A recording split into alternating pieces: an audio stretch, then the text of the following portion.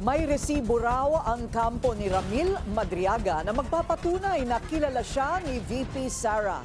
Itinatanggi man ng bise ang anumang kaugnayan sa dati niya umanong bagman, iba raw ang sinasabi ng isang video mula noong 2020 campaign.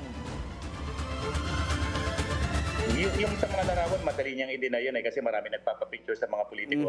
Pero yung isang video footage na nakuha namin sa YouTube, maririnig mo ron, siya pa yung, during the campaign yan, I think February 6 or 7, 2020, yan, yung video na yan. Siya pa yung kumuha ng bandera at ang tawag niya, Sir Ram.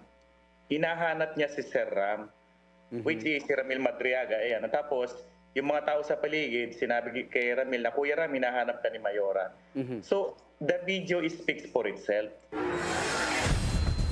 Sa kanyang affidavit, sinabi ni Madriaga na suportado o mano ng mga pogo at drug lord ang political campaign ni VP Sara.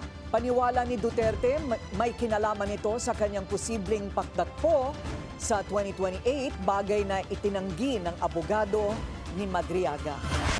Manatiling nakatutok sa Bilyonaryo News Channel. Sumubaybay sa aming social media accounts at mag-subscribe sa aming YouTube channel para sa mga bago at eksklusibong balita.